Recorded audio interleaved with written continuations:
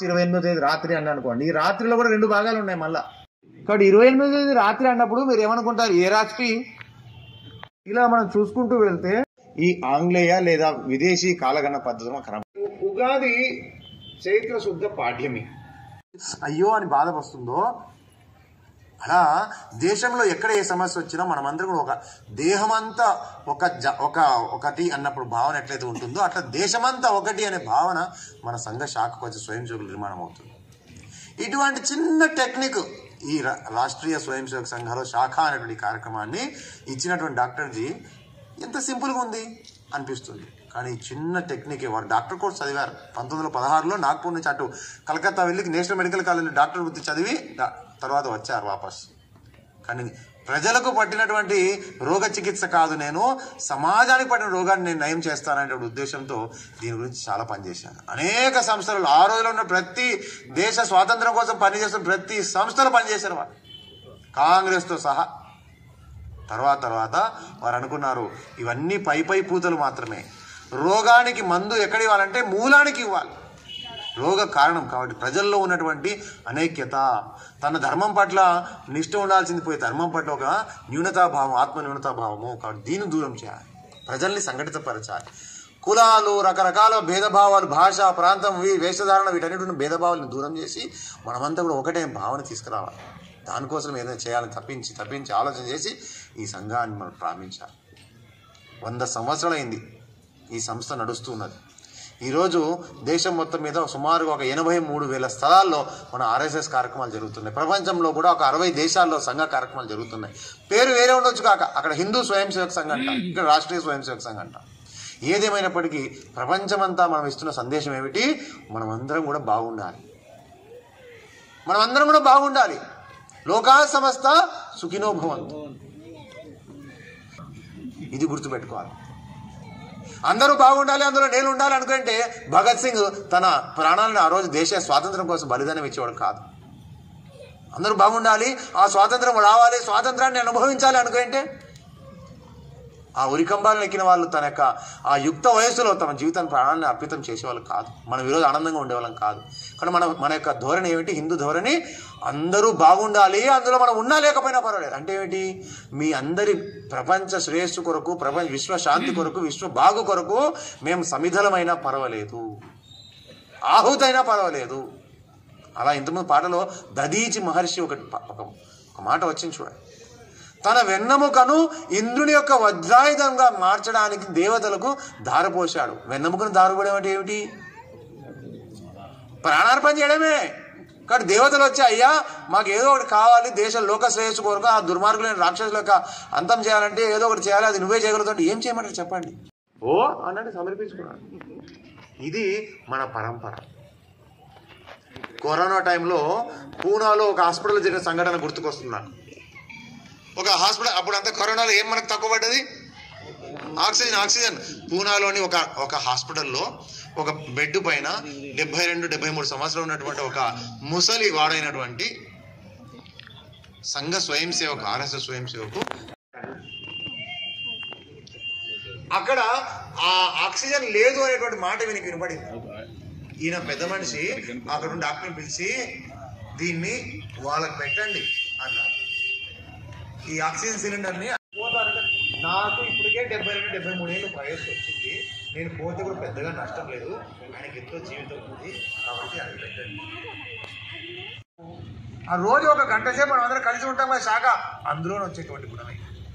కాబట్టి నేను ఉన్నా లేకపోయినా తేరా వైభవ సదా రహేమా అమ్ము దీన్ని 4 రహే నా రహే అంటే అమ్మ ఓ భారతమాత నీ వైభవం ఒక 4 రోజులు కాదమ్మా, ఎల్లకాలం ఉండాలి. మేము 4 రోజులు ఉంటాం, పోతే కేటాయించాలి. ఒకసారి 3 నెలల కోసం మన కుటుంబాలన్నీ కూడా కలిసి, పిల్లలు, పెద్దలు, ఆడవాళ్ళు, మగవాళ్ళు అందరూ కలిసి కార్యక్రమాలు పాల్గొనాలి. ఈరోజు ఎట్లయితే ఉగాదికి కొద్దిమంది మహిళలు కూడా వచ్చారు, అట్లా 2-3 నెలలకు ఒకసారి కుటుంబ కార్యక్రమాలు పెట్టుకోవాలి. ఇట్లా అనేకం ఉన్నాయి. ఇలా అనేక రకాల కార్యక్రమాలు రాబోయే రోజులు రాబోతున్నాయి. ప్రతి ఒక్క స్వయం సేవకు తన పరిధి లోపల సమాజంలో మార్పు కోసం ఏం చేయగలుగుతాడో ఆలోచించి చేయాలి. ఇలా దేశంలో ఉన్న లక్షలాది మంది స్వయం సేవకులు తన వంతు కర్తవ్యంగా తన పరిధిలో అనేక రకాల మార్పుల కోసం ప్రయత్నం చేస్తే మంచి మార్పు కోసం నిజంగానే ఉగాది వస్తుంది, ఆ తర్వాత సంక్రాంతి కూడా వస్తుంది, ఆ తర్వాత దేశం యొక్క వైభవం కూడా వస్తుంది, పునర్వైభవం అంట. రాబోయే రోజులలో చాలా గొప్ప మార్పు ప్రపంచ భారతదేశం మనం తీసుకురాబోతున్నాం. సమాజ పరివర్తన అంటున్నాం.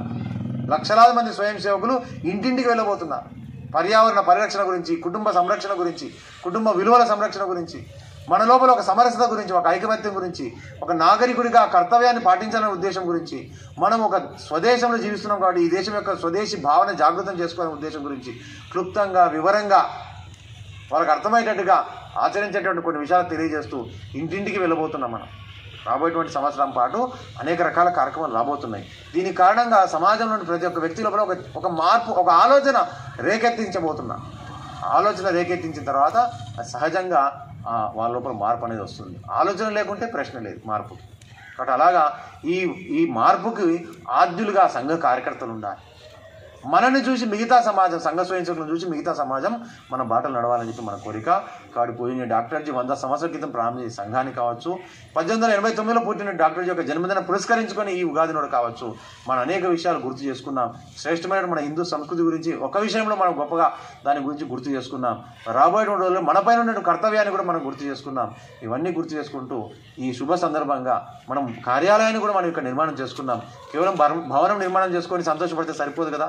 మన కార్యానికి ఇది ఒక ఆలయం కావాలి, కార్యానికి ఇది ఒక కేంద్రం కావాలి. దీని కేంద్రంగా అనేక మంచి మంచి పనులు జరగాలి. మనలాగానే అనేక మంది మహానుభావులు ఈ సమాజంలో పనిచేస్తున్నారు. సజ్జన శక్తి అంటున్నారు, మంచి వాళ్ళు, ఎటువంటి స్వార్థం లేకుండా, ఈ నిస్వార్థం ఏమీ ఆశించకుండా తమకంటూ సమాజంలో సేవ చేస్తున్న వాళ్ళు అనేక మంది ఉన్న వాళ్ళని కూడా కలుపుకుంటూ అందరం కలిసి మనం ఈ సమాజ పరివర్తన కార్యాన్ని మనం ముందుకెళ్ళాలి. ఆ పద్ధతి మన యొక్క జీవితాలను కూడా ఒక సంకల్పం తీసుకొని దానికోసం అర్పిద్దామని చెప్పి ఆశిస్తూ ఈ సమయాన్ని తెలుపుకుంటూ నేను ముగిస్తాను. భారత్ మాతాకి జై.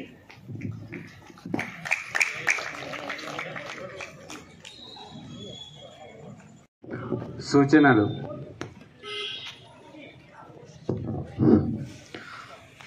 నమస్తే సదా వత్సలే మాతృభూమే, నమస్తే సదా వత్సలే మాతృభూమే, త్వయా హిందూ భూమే సుఖో వర్ధితోహం,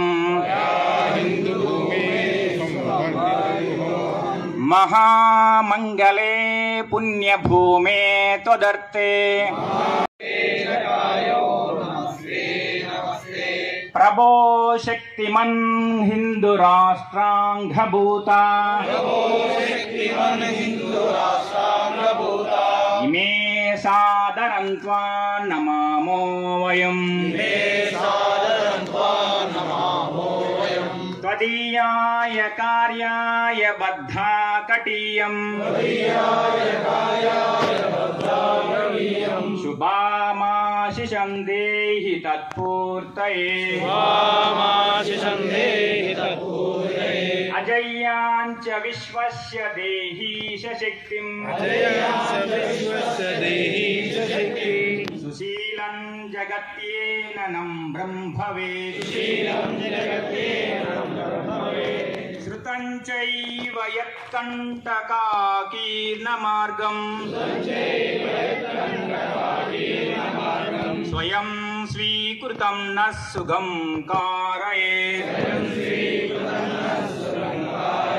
సముత్కర్ష నిశ్రేయసైకముగ్రం, పరం సాధనం నామ వీరావ్రతం, తదంతాత్పురత్వక్షయా ధ్యేయనిష్టా కార్యశక్తిర్ రాష్ట్రం సమర్థా భవత్వా శిశాతే భృశం. భారత్ మాతా